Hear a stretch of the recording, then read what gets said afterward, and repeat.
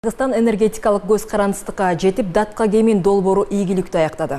Ошол эле маалда өлкө энергетиктери инвесторлордун көмөгү аркылуу Бишкек жана Ош шаарларындагы керектөөчүлөрдү үзгүлтүксүз электр менен камсыздоо аракетин көрүүдө.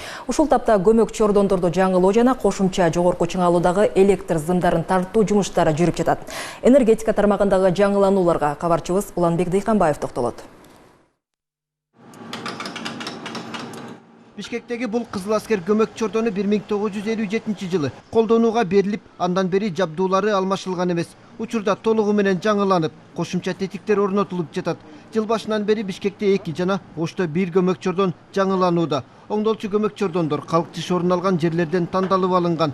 Жумуш аяктаса көмөк чордондордун кубаттуулугу артат. Бишкек шаарынын электроснабжениясын жакшыртуу, өнүктүрүү программасын алкагында иш болуп атат.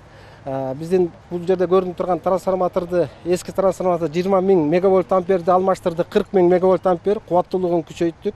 Эски электр жабдууларын, могу силер сол жакта көрүп турган жабдууларды жаңы жабдууларга алмаштырып атабыз. Заманбап, надежность жагынан жогоруланат да. Анан ишенимдүү иштейт, техникалык жактан заманбап техниканын эмеси менен иштешет. Ошондуктан көп жакшы положительный жактары көп болду.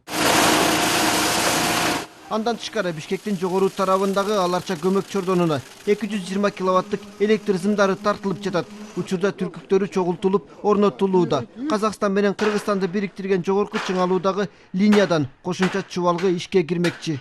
Бул линия бүткөндө бул жагынан Фрунзенская аларча деп бир линия болуп калат дагы, экинчиси Кемин менен аларча деп экинчи линия болот.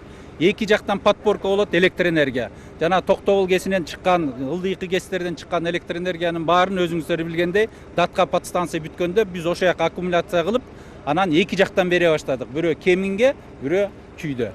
Ушул Бишкек Чүйгө азыр 220 кольцодагы келип, надежный электроснабжение осуществлять берип атабыз да. Электр камсыздоону жакшыртуу долбоору 2011 жылы жанданган. Ислам өнүктүрүү банкы 23 миллион доллар насыя бөлүп, 4 объектиде жаңылоо иштери быйыл башталган. Энергетиктердин айтымында өлкөдө бир кыйла долбоорлор жасалууда. Датка Кемин деген линияны бүттү. Ошол эле убакта параллельный дагы чоң инвестиционный ушундай проекттер жүрүп атканда. Анын ичинде Азия өнүктүрүү банкынын 39 миллион доллардык кредити менен иштер жүрүп атат да. Экинчиси ушул Ислам өнүктүрүү банкы. Соңку жылдары өлкөдө энергетика тармагы жаңыланып, бул багыттагы көз карандысыздык ого бетер бекемделүүдө. Уланбек Дыйканбаев, Аскар Улан уулу, Коомдук 1 канал.